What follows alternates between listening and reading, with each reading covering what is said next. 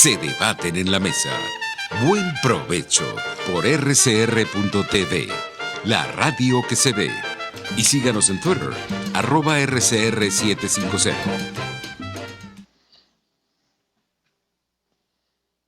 Muy bien, vamos a continuar con lo que dejamos pendiente, y era culminar el tema del politicidio. Como ya vimos, el tema del politicidio como categoría sociológica que nos ayuda a entender criminológicamente el móvil por el cual se comete una matanza o un tipo de masacre, es por la opinión política. Y la opinión política, como dijimos, es cambiante, ¿no?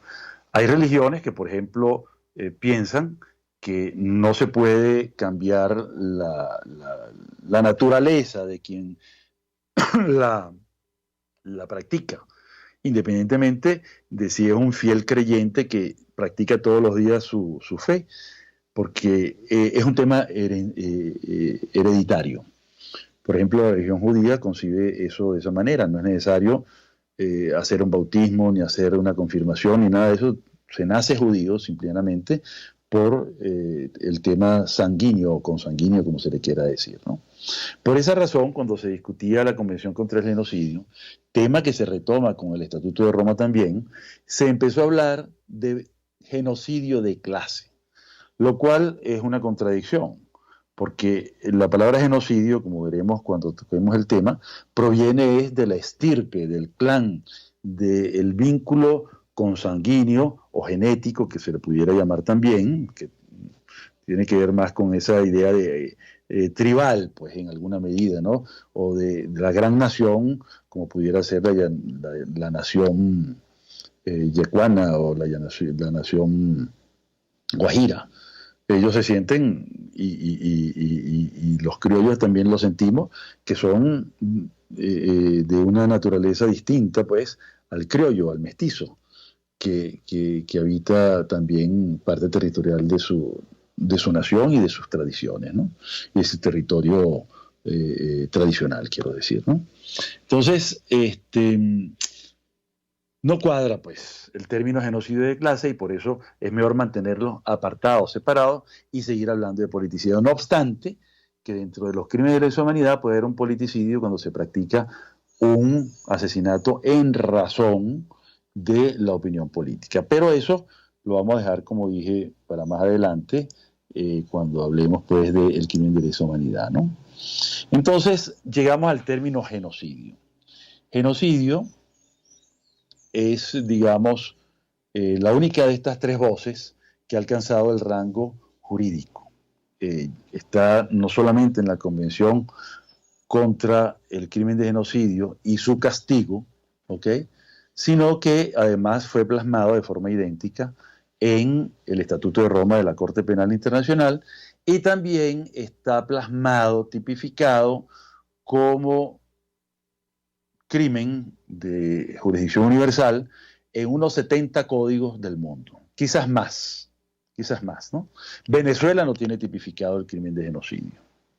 Si se cometiera un genocidio aquí en Venezuela, eso tendrá que decidirlo la Corte Penal Internacional, porque no hay tipicidad y no hay manera de estirar el concepto de genocidio para hacerlo equivalente al concepto de genocidio, ¿okay? Una cosa es homicidio, que tiene que ver con la muerte que uno da a otro, y otra cosa es genocidio, cuando hay unas características de brutalidad y de barbaridad mucho mayores, ¿no? Entonces, el genocidio se trata de un crimen atroz de trascendencia internacional, por el cual los autores intentan destruir, total o parcialmente, un grupo humano en razón de 4 factores fundamentales, que es donde se radica el móvil, ¿no? Uno es la raza, blanca, amarilla, negra. Otro es la etnia, que tiene que ver con otras características independientemente de la raza. Por ejemplo, los Hutus de raza negra, los Tutsis de raza negra eran de etnias diferentes. Y en el genocidio de Ruanda fueron victimizados 800.000 Tutsis por un grupo enorme de Hutus. Entonces, eso nos da una idea, pues, que una cosa es raza y otra cosa es etnia. En Europa, la Shoah, el genocidio contra los judíos. Eran blancos también, pero los nazis consideraban que eran de una blancura, digamos, distinta, una raza degenerada. Entonces, inventaron eso para justificar sus atrocidades, ¿no?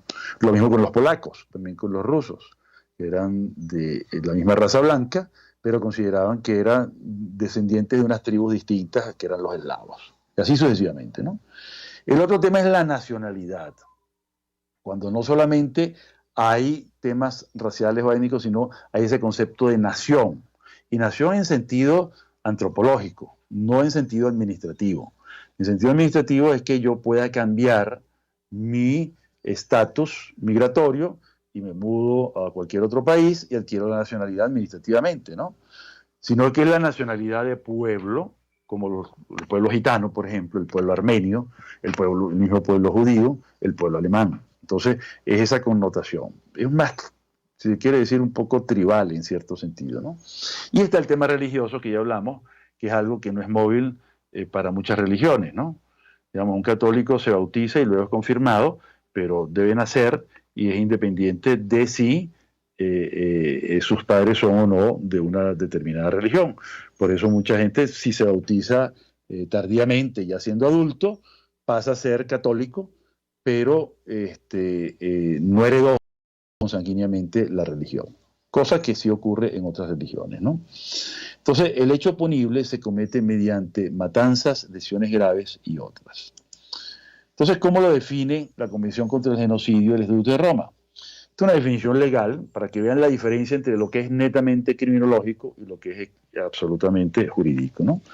Genocidio. Los efectos del presente estatuto se entenderá por genocidio cualquiera de los actos mencionados a continuación perpetrados con la intención de destruir total o parcialmente a un grupo nacional, étnico, racial, religioso, como tal. Se traduce en 4 conductas básicas, ¿no? Matanza de miembros del grupo, que es la lesión, 5, son 5 en total, ¿verdad? Que es la matanza de miembros del grupo, sin decir que no se habla de homicidio, no se habla de asesinato, sino de matanza, ¿no? También la lesión grave a la integridad física o mental de los miembros del grupo, el sometimiento intencional del grupo o condiciones de existencia que hagan que sea imposible la supervivencia porque buscan la destrucción física total o parcial. Y por último, están las medidas destinadas a impedir nacimiento en el seno del grupo y también el traslado forzoso de niños del grupo a otro grupo. Son 5 en total, ¿no? Eso nos da una idea pues, de una caracterización mucho más precisa y más detallada que los términos politicidio y democidio que hemos visto anteriormente. Entonces, vamos a ver a continuación que aun cuando el genocidio es una categoría jurídica, hay también una aproximación criminológica. Y la sociología criminal se ha dedicado pues, a estudiar este asunto, ¿no? Fíjense que no estoy hablando de psicología criminal, que es un tema que vamos a dejar para otra clase, ¿no? Donde hablemos de la psicopatía, de la sociopatía, pero ahorita vamos a hablar ya de otros rasgos de orden criminológico, ¿no? Entonces, una joven criminóloga norteamericana de la Universidad de York nos habla pues de los genocidios en términos generales y de la eficacia de la Convención contra el Genocidio y del propio Estatuto de Roma. Pero hablemos de la Convención contra el Genocidio, porque ella afirma en un artículo que publicó recientemente, que estábamos comentando, ¿no?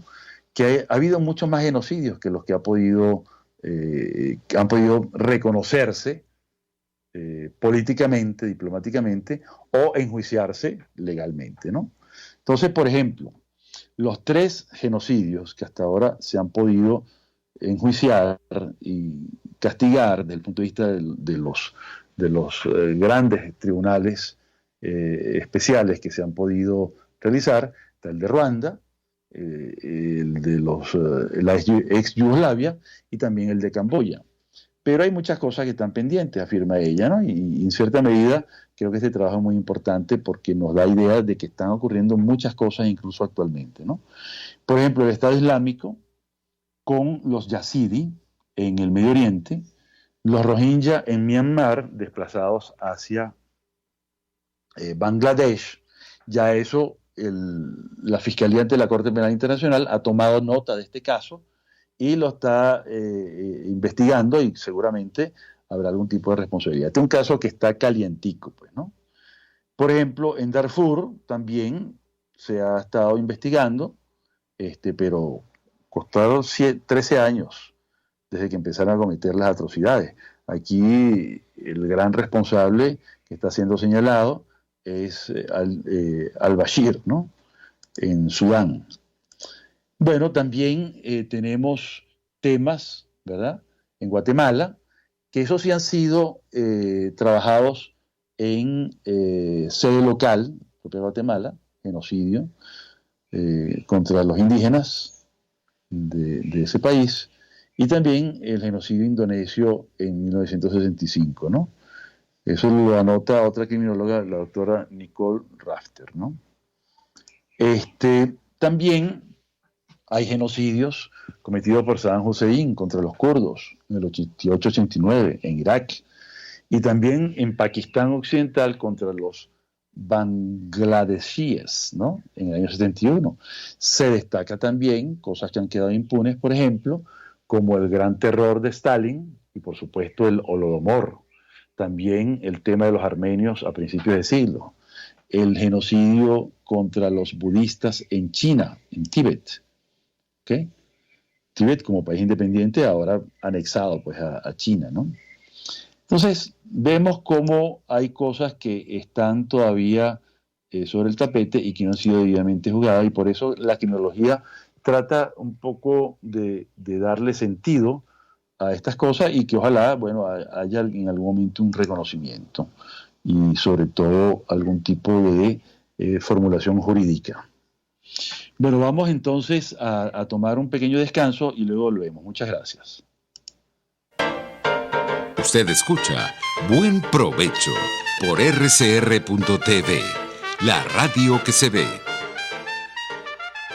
Puede seguirnos en nuestras redes sociales.